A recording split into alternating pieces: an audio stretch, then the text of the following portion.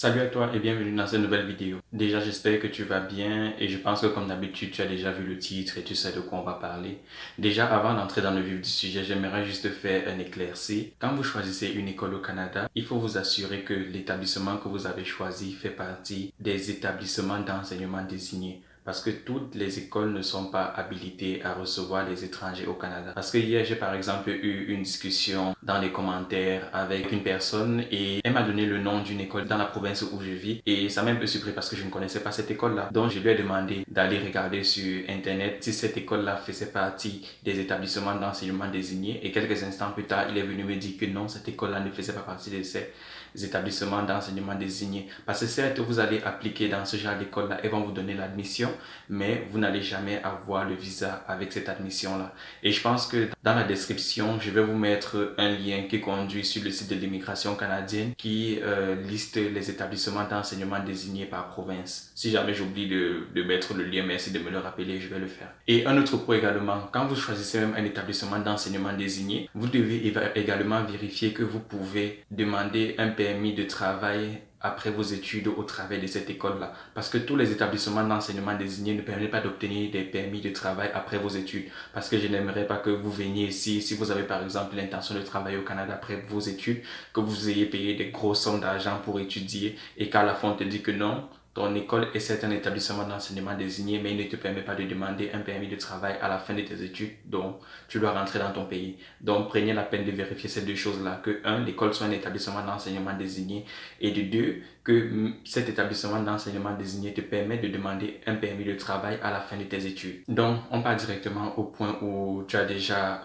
eu ton admission, tu as eu ton visa, tu es venu au Canada, tu as étudié pendant 1 an, 2 ans, 3 ans ou 4 ans ou peu importe. Donc maintenant, quand tu as fini tes études, normalement, tu dois demander un permis de travail. Ça, c'est pour ceux qui veulent bien sûr rester au Canada parce que pour demander un permis de travail, déjà d'abord, pendant toute la période durant laquelle tu as vécu au Canada, tu dois avoir étudié à temps plein. Parce que si jamais tu as étudié à temps partiel, même pendant une année, tu ne seras pas éligible pour le permis de travail. Donc, tu dois avoir étudié à temps plein. Après la période durant laquelle tu as été diplômé, tu as 6 mois pour demander ton permis de travail. Si par exemple tu as fait un programme d'1 an, le permis de travail que tu vas demander, pour qu'ils appellent permis de travail post-diplôme, on va te donner 1 an de permis de travail. Si maintenant tu as fait des études de 2 ans ou plus, on va te donner un post-diplôme, donc un permis de travail post-diplôme de 3 ans. Et le permis de travail post-diplôme est un permis de travail ouvert. Par permis de travail ouvert, on entend que tu peux travailler avec n'importe quel employeur. Et il faut savoir que le permis de travail post-diplôme ne s'obtient qu'une fois au Canada. Donc c'est-à-dire tu ne peux que l'obtenir une fois durant ta vie. Donc si par exemple ton permis de travail post-diplôme expire et que tu décides de repartir à l'école toujours au Canada, quand tu vas être diplômé, tu ne pourras plus demander le permis de travail post-diplôme parce que tu l'auras déjà eu. Et la différence entre le permis de travail post-diplôme et les autres permis de travail, c'est que comme je vous ai dit, lui c'est un permis de travail ouvert, c'est-à-dire tu peux travailler avec n'importe quel employeur au Canada. Alors que si jamais il expire et que tu n'as pas encore eu la résidence et que tu dois redemander un autre permis de travail, celui-là sera un permis de travail fermé. Et pour l'obtenir, il faut que ton employeur puisse te soutenir. Donc pour que ton employeur puisse te soutenir, il faut qu'il puisse remplir certains documents pour toi auprès de l'immigration et tu vas devoir postuler pour ton permis de travail avec. Et la différence c'est que le permis de travail fermé te rattache à un employeur. Donc si tu as ton permis de travail fermé, on va probablement marquer dessus que tu es éligible pour travailler avec tel employeur. Ce qui fait que si jamais tu veux changer d'emploi, tu dois redemander un autre permis de travail fermé et il faut que ton nouvel employeur décide également de te soutenir. Donc souvent ça devient un peu trop compliqué. C'est pour ça qu'on essaie de faire le maximum pour obtenir la résidence permanente quand on est sur le permis de travail post-diplôme. Et il faut aussi savoir que quand tu es sous permis de travail post-diplôme, tu n'as pas le droit d'étudier. Donc c'est-à-dire que quand tu es travailleur au Canada, si tu as un statut de travailleur au Canada, tu n'as pas le droit d'étudier, un peu tout comme les étudiants n'ont pas le droit de travailler à temps plein.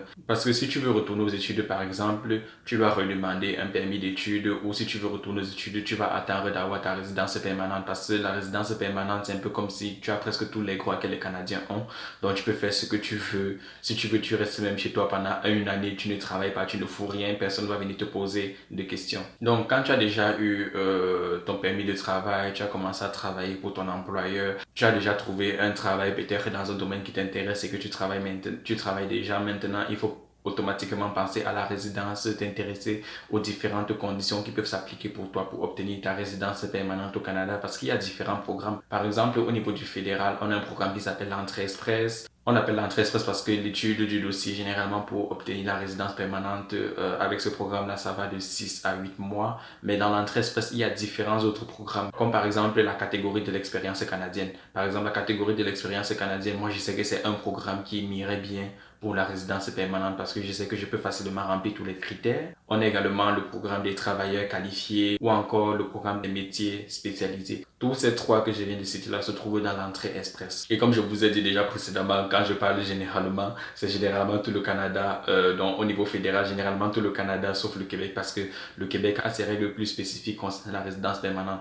Parce que par exemple, au Québec, j'entends généralement parler du programme de l'expérience québécoise qui est un programme dans lequel tu dois avoir eu une expérience de travail, je pense, de 12 mois au cours des 24 derniers mois. Et après avoir eu ces 12 mois d'expérience de travail, là, tu dois demander le CSQ, qui est le certificat de sélection du Québec. Et c'est quand tu as ce certificat de sélection là que tu peux maintenant postuler pour la résidence permanente. Et même là encore, il y a le gouvernement provincial qui doit te valider avant le gouvernement fédéral. Les programmes de résidence permanente prennent beaucoup de temps au Québec parce que même quand j'étais, disons, à l'école, il y avait un agent de l'immigration qui venait parfois nous exposer les différents programmes et il nous expliquait par exemple qu'au Québec, les programmes de résidence peuvent prendre de 12 à 18 mois. Donc de 1 an à 1 an et demi, moi je trouve que c'est extrêmement long. C'est pour ça que moi j'ai toujours dit que peu importe ce qui s'est passé, je pense que je vais jamais me retrouver au Québec pour demander ma résidence permanente. Mais chaque province a également des programmes plus spécifiques en fait qui permettent d'attirer les gens. Comme par exemple en Atlantique, on a le programme pilote de l'Atlantique qui va favoriser les gens qui ont étudié au niveau du Canada Atlantique. Bon, si tu ne sais pas ce que c'est que le Canada Atlantique, tu peux faire un tour sur Google pour chercher parce que c'est constitué de 5 provinces et j'ai déjà parlé dans certaines vidéos. Donc, comme je disais, on a par exemple le programme pilote du Canada Atlantique qui favorise les diplômés du Canada Atlantique et pour ça également, il faut que ton employeur puisse te soutenir dans le programme de demande de résidence permanente. Et je sais que même le Québec a également ce programme-là parce que c'est surtout pour attirer les travailleurs dans des zones où la plupart des gens ne veulent pas partir, comme par exemple le nord du Québec est assez froid. L'année passée, avant que la COVID n'arrive, on a eu certains employeurs du Québec, par exemple, qui voulaient venir dans notre école pour nous exposer les avantages qu'il y avait à partir travailler pour eux dans le nord de la province qui est froide. Et également, ils voulaient également nous attirer en nous expliquant que ce sera facile pour nous d'obtenir la résidence permanente. Enfin bref. Et il y a également des programmes spécifiques pour chaque province. Parce que par exemple, moi je vis au Nouveau-Brunswick et je sais qu'on a au moins 2 ou 3 autres programmes spécifiques qui ne s'appliquent qu'à la province du Nouveau-Brunswick. Et je sais que par exemple, les provinces comme Saskatchewan ont également leur programme à eux. Et même le Québec, je sais qu'il y a des programmes plus spécifiques qui s'appliquent au Québec. Moi, je vous conseillerais juste de partir lire parce que parfois les gens vont parler, parfois les gens vont beaucoup te parler d'un programme alors que c'est pas forcément le meilleur. C'est juste qu'ils ne savent pas qu'il y a mieux il y a mieux que ce programme-là qui existe en fait.